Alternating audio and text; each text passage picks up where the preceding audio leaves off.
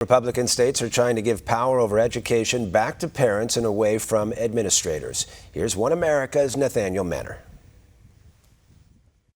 Red states are finally pushing back against diversity, equity, and inclusion studies.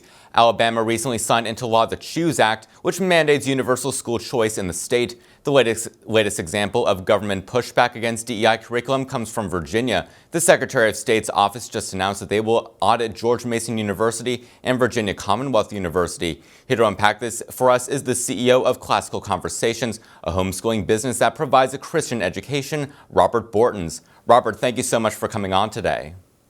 Yeah, glad to be here and glad to see people growing a spine against the woke left ideology that is destroying our country.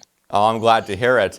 All right, so some people claim that this is government overreach, saying that the government should just get out of education altogether.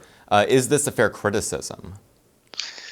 Well, they're paying for it, and so if tax dollars are going towards it, the government has a responsibility to the taxpayers to make sure that it's being used to benefit them and those that it's supposed to help. So absolutely not. It's the government's responsibility to make sure that taxes are used well, and if public universities are now, basically using taxpayers' dollars to push one specific viewpoint instead of a diverse viewpoint. They're worried about your skin color and how you sexually identify. That's a waste of taxpayers' dollars and not something.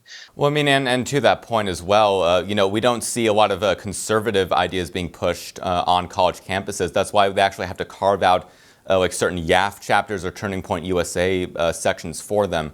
Now, while conservative states are pushing back against woke content, the Democrat states are actually encouraging it, such as with the implementation of something called woke kindergarten in the Hayward Unified School District in California. So what options do conservatives have in Democrat-run schools for their kids' education?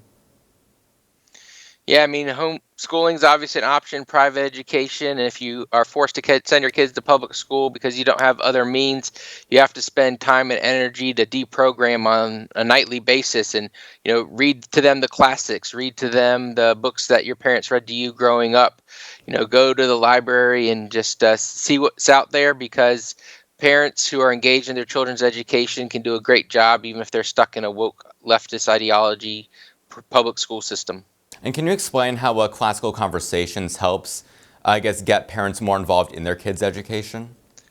Yeah, Classical Conversations, we empower parents through our curriculum, and we also have one-day homeschooling boot camps this summer across the nation. You can go to ccpracticum.com and find one near you, and we can teach you how to homeschool. So you don't have to do anything but love your kids and be willing to learn alongside of them, and you can get them out of these public school systems that really are child abuse at this point, and bring them home and homeschool them or get them out of the system any way you can. All right, well, Robert Bortons, CEO of Classical Conversations, thank you so much for your time today. Thank you for having me. For all our viewers asking where One America News is heading in the future, we would like to introduce you to OAN Live. OAN Live is the best way to stay up to date on all of the hard-hitting, straight-shooting, national and international headlines. And the best part is, OAN Live is only $4.99 per month. All the credible, honest, unbiased reporting One America News offers at a fraction of the cost of cable. Just go to OANN.com to easily sign up for OAN Live and stay informed.